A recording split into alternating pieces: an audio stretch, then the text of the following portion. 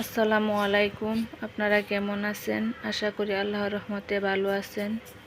আপনাদের দোয়া আল্লাহর রহমতে আমিও ভালো আছি। তো আজকে আমি আলু ভাজি করতেছি। আমার দুই ছেলে আলু ভাজি দিয়ে খাবে, তাদের জন্য আলু ভাজি করতেছি। তারা বলতেছে আলু ভাজি করার জন্য।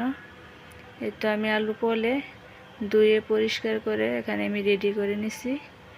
এখানে পেঁয়াজ কুচি দিছি, তারপরে দিছি হলুদের গুঁড়া, মরিচের গুঁড়া, সজের গুঁড়া, কাঁচা মরিচ নাই তাই শুকনা মরিচ দিছি, তেলো ভাজা আর লবণ দিছি।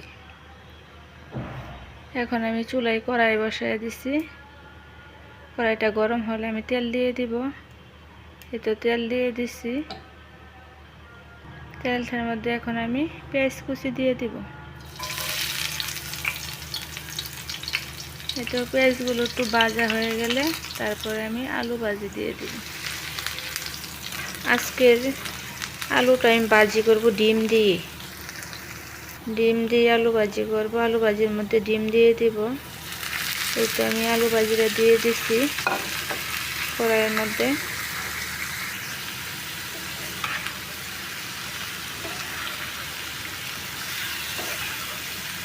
এবার আমি ভালোভাবে নেড়ে চেড়ে নিব,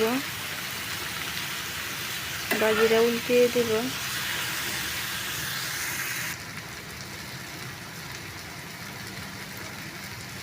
ভাজিটা অল্প কিছু হয়ে গেলে আমি ডিম দিয়ে দিব। এই তো আমি ডিম দিয়ে দিচ্ছি, একটা ডিম ভেঙে। এবার আমি ডিমটা দিয়ে ভালোভাবে নেড়ে চেড়ে দেব। আমার বাচ্চারা এইভাবে খেতে পছন্দ করে।